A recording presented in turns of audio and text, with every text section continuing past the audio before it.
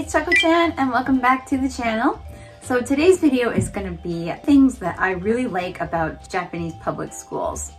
So I have my oldest son Leo, who's in 3rd grade now, and my son Ray is in Hoikuen a few times a week. So I have a little bit of experience so far with the Japanese public school system, and these are things that I've noticed so far in our schooling journey here in Japan, which are really impressive to me and things that I would love to see implemented in American schools because we don't really have them so much there.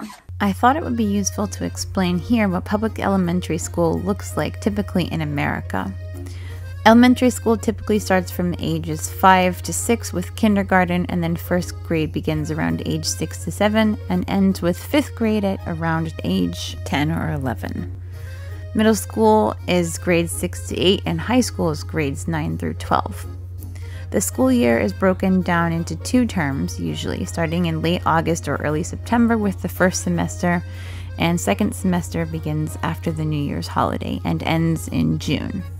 There is a nearly 3-month summer vacation from mid-June to the end of August, which is why Americans typically enjoy traveling a lot in the summertime because of the extended holidays. Teachers also have this time off. Transportation to school is usually by school bus, or parents can drop off their kids by driving. Education is quite hands-on with lots of interactive learning and participation from the group, and in elementary school, the students will have one teacher for their main subjects. The main subjects are language arts, math, science, and social studies, and health or gym, with special classes such as art, music, or computers added in once a week. Some schools may have different schedules or classes. A typical school day lasts from 8 a.m. to 3 p.m., and the hours stay the same every day. Most kids bring their own lunch, though there is a school lunch program that parents can purchase. They also have snack time and recess in the mid-morning around 10 a.m., followed by more classes before lunchtime, and then an hour-long lunch break with a longer recess outside. I found a great website online which gives more details and would be helpful if you're interested in learning more about the American public education system. The link is in the description box below. So without further ado, let's get started with the list. Number 1 is they teach kids how to grow their own food. So our school has their own field, which is called the hatake in Japanese, and the kids go up there often to check on things that are growing there and to do like little nature excursions, and they have a little notebook that they keep notes in about things that they've seen growing there and observations they've made. And from 1st grade, every child in our school receives a planter, and every year they grow different things such as tomatoes, peppers, and flowers, of course. In America, this is definitely something that's not taught in public schools. There might be some schools across the country that do have special gardens if they're lucky to be in a place that allows that space-wise, but for the most part, I've not really heard of kids learning how to grow food at school.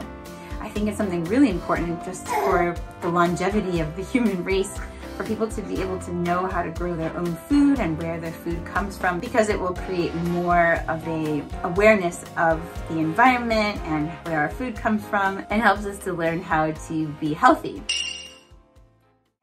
Number 2 is they teach morals in school. Leo has his own textbook and a whole class devoted to morals. It's called Dotoku, and I want to read you the translation of what this class is because it's very interesting. So it says, Dotoku focuses on the standards of behavior that each individual should follow in social life, i.e. doing good and not evil according to one's own consciousness.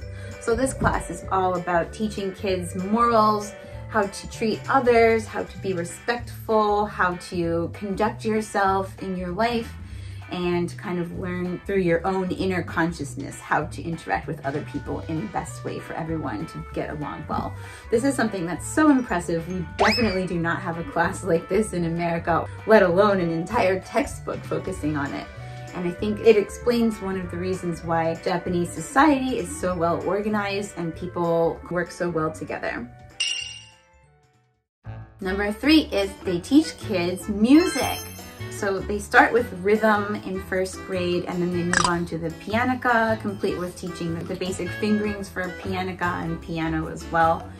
and each child learns how to read music, and they even do a little bit experimenting with writing music as well. Then in 3rd grade they start recorder, and they might move on to more complicated instruments later on in elementary school.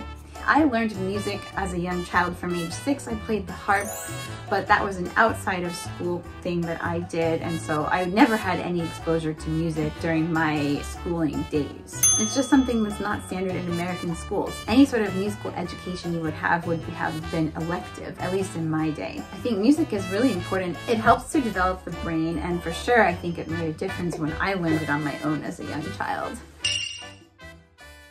Number 4 is the importance of exercise. Japan is famous worldwide for its sports days, or undokai. Children have to pass, for example, a swimming test in order to move on from elementary school. And basically, in most states, you're not even taught swimming at school. You would have to get private lessons for that. And they're often very expensive in America, so most people can't even really afford them, which means that a lot of children don't learn how to swim properly, which is dangerous. Obviously, Japan being an island nation, I would consider swimming to be very essential to know living here. But I just think it illustrates one way that children are taught about moving their bodies and how to keep healthy and increase physical stamina, because that's an important part of being a human. Sports here are very popular, of course, maybe to the extreme considering how much time joining a sports team takes out of your life, but I think it is really good to have that ethic of regular exercise and learning how to move your body and be healthy and strong. Number 5 is they teach children how to be good members of the community and to help out, be kind, and polite to everyone. So I remember that Leo School especially stresses the importance of whenever you meet someone, you should greet them or do aisatsu with a cheerful face, even if it's not possibly your true feelings, but it does help to keep harmony within the community, and it's just good for everybody. Number 6 is they teach children lots of art and lots of different styles of art and crafts. For example, Leo last year had a whole block in school on making his own toys out of household items such as egg cartons or cardboard boxes, tissue paper, that sort of thing. I think it's really impressive. In recent years, schools in America have been criticized for cutting back on their art budgets, but in Japan, they're still doing a ton of artwork here and exploring different mediums for art as well, which I think is really good in helping kids develop their own sense of creativity and self-expression. Number 7 is they teach the importance of handwriting, and they do Japanese calligraphy or shuji in class. We had to buy Leo his own calligraphy set, which is complete with a brush, ink, sumi ink, and like rice paper, which was very expensive, by the way. I never realized that there's a whole industry out there for this type of school supply. The sets come in these really fancy little bags that they get to take to and from school when they have that class. But we figured we can get use out of it for all 3 of our kids, so it's worth it. In school, Japanese handwriting is taught very rigidly. The children are taught how to sit properly, how to hold their pencil or their pen or their brush, and they spend many hours every day, as well as during homework, learning how to write correctly and also the correct strokes for writing kanji. And I think it's just so important. In America, there's really no handwriting taught anymore, especially cursive handwriting. I did learn it when I was in elementary school, but they stopped teaching it by the time Leo was in school. But I think it's really important because it helps your posture and it just makes you look like a more capable person when your handwriting is good. Not to criticize anyone who doesn't have good handwriting, because there's plenty of those out there too. My handwriting is not the best, but I just think in general, especially when you're learning a language like Japanese where you have to do a lot of complicated writing, it's very important to have good handwriting so it's legible. Number 8 is they teach children to work together.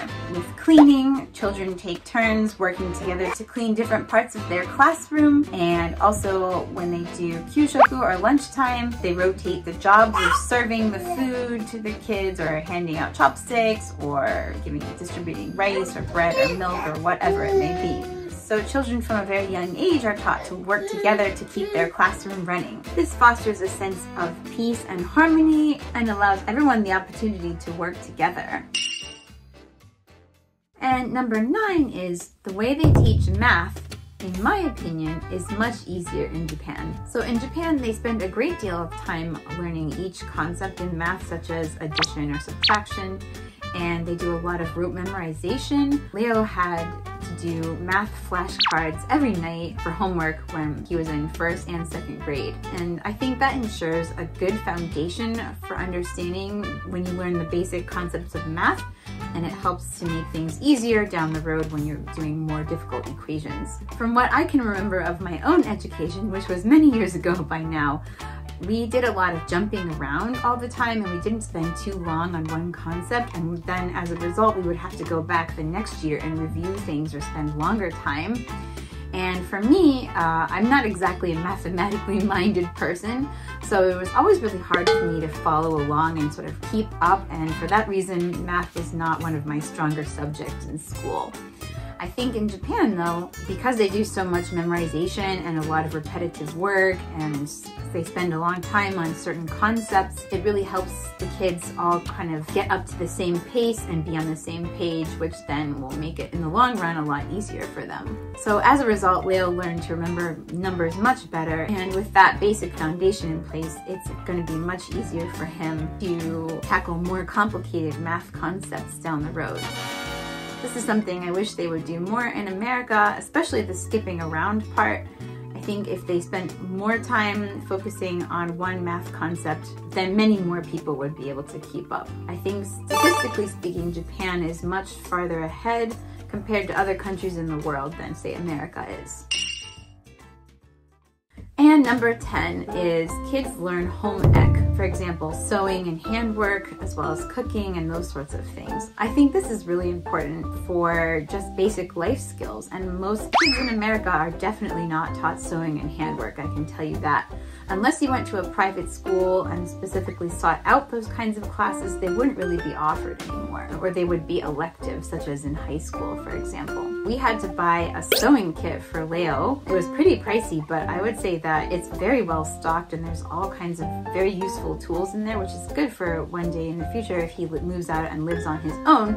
Being able to sew a button on your shirt, or fix a hole in a sock, or a snagged sweater is like a very essential skill, and it can save you money, and it's also being resourceful. These are things that they used to have in school in America back in the day, but all of those concepts have been thrown away in favor of more academic skills, such as science and math, for example. None of these things really exist in American public schools, at least not to the extent that they do in Japanese public schools, although I think you could find a lot of these classes or concepts taught at more private schools. However, because they're private schools, they cost a lot of money, and it's not available to many people living in America.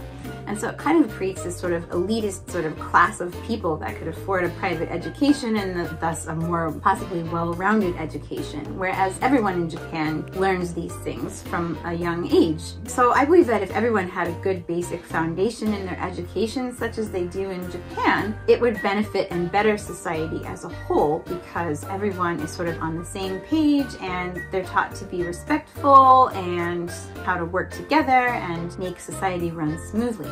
I think Japanese people pride themselves on their ability to work well in a group and to kind of sacrifice maybe some more of your ego in favor of the good of the group as a whole. I think it would teach people to work together in society much better, which would make everything run more smoothly. That's not to say that there's anything necessarily wrong with the way education is in America per se. We do have a lot of individualization there and freedom of thought and expression, which maybe doesn't exist so much in Japanese society. Obviously, there's different ways of thinking, and nothing is right or wrong, but I think a healthy balance could be established between both systems, where you have one that benefits society as a whole in general. So now that I've gone over this list of things I really love about Japanese public schools, I'd like to know your opinion. Is there anything on this list that you agree with, or would you add something to it? Let me know in the comments down below. So some things that I don't love about school are the lack of individuality, the forced conformism, outdated English education, and not a lot of public speaking or allowing for individual expression of opinion. But these are things that we teach our kids at home, and so it's not really necessarily a deal breaker for us. If you like this video, please be sure to give it a like, subscribe to my channel, and I hope you have a great day wherever you are. And with that, I will see you next time. Jane!